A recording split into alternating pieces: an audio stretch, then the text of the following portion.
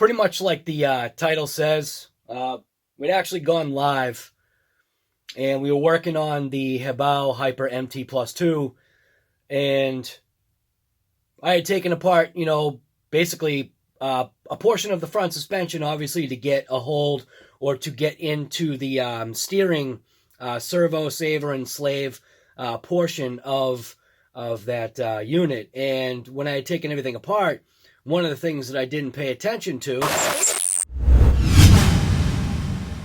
was I didn't pay attention to the fact that I was not done finding broken parts. Now, the question is this all a part of the issue that these vehicles have, you know, concerning turning? Or is this point blank the abuse that I actually put this thing through? We're sorry, your call cannot be completed as dialed. Jesus Christ. There's like a bunch of things just running through my head. So is it the bearings that failed?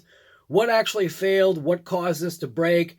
Seems as though what I'm seeing is, obviously you can see right there that we've got a bearing failure, and that was actually the lower bearing that was actually inside the actual adjustable servo saver portion, which this is actually the servo saver, and that I call the slave. So obviously that's just a slave to the actual component that saves the servo. And when you look inside of here, you can see I took that pin out right there. Here's the original pin on the slave portion, and that's obviously the side where the actual servo saver goes on. And during that live process, which is tough because when you're doing a live, you still kind of have to pay attention because you want to talk to the people that are showing up to the live because it's, you know, the right thing to do. What I'm actually working on is the last time I took this thing out, I beat it up pretty good, and it was only because I really wasn't I wasn't paying attention to how it was driving. I think I was just too excited to get the thing back out. What ended up happening was I ended up slamming into my ramp. But I'm fairly confident that the what am I even saying here? I'm fairly confident that the servo saver on this thing was actually broken. I wasn't paying attention. Before you hit, like, order parts, like I actually did this morning, when I woke up, first thing that I did, popped on my phone, went on to the HoBao USA website, and ordered the parts that I knew, at least in my head, that I needed. Well, I forgot the bearings because I didn't realize until I came down here this morning to start another video, which is actually going to be part of a new series that I'm going to do for the channel. It's just going to be like, I guess maybe I'll just call it the basics.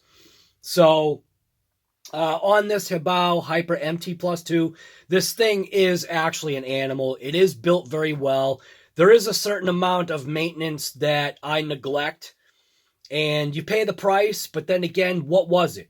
Was it the bearing that actually failed, causing the servo saver portion to fail? Was it slamming into the ramp at, you know, full trigger? That probably was what it was. But I'm fairly confident we had some kind of something going on, which I just didn't check. And it's all that part of maintenance and checking and not causing yourself to spend more money. But for me, this is no big deal, especially when you're buying parts from HoBao or for your HoBao.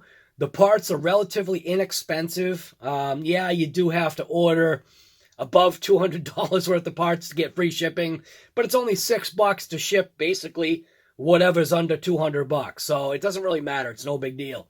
But what I did forget to do was obviously that checking, that going over and making sure before I hit that buy it now that I was actually ordering all the parts that I needed. And I found out this morning after I'd hit buy it now or whatever it was that I didn't order all the parts. So what I needed was basically what I'm doing is I'm replacing all these focus. I'm replacing these bearings right here with brand new ones. Even though these ones right here seem fine, this was actually the upper bearing. This was the lower bearing, which I'm assuming is where all the potential stress and pressure may be.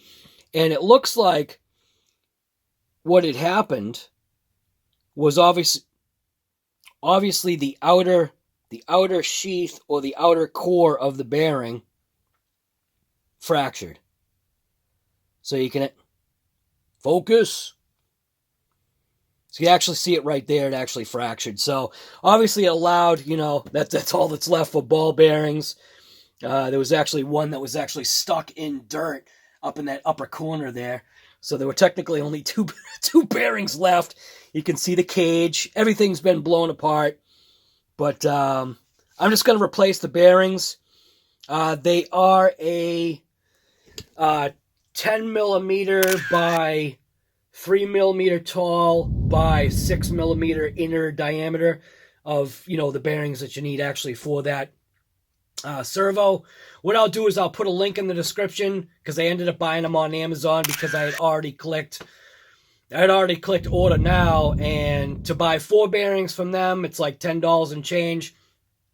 To buy these bearings off of Amazon, which is an ABEC bearing, which I think it's an ABEC bearing, whatever it is. I think it's a good bearing. We'll check it out. We'll try it out. I'm going to replace all 4 of them anyway. So just an update from RC Guy Garage with an update on the HoBao Hyper MT Plus 2. Like I said, I've got no quarrels with this thing. I've beaten the crap out of it, and it still performs. And what's going to be nice is actually gaining back some of the steering that I didn't realize that I had lost. So that'll be cool. It'll actually be cool to gain back that steering that I haven't had with this Hyper MT Plus 2. If you saw the video of where I destroyed this thing, where I slammed it into my ramp and it literally broke my ramp,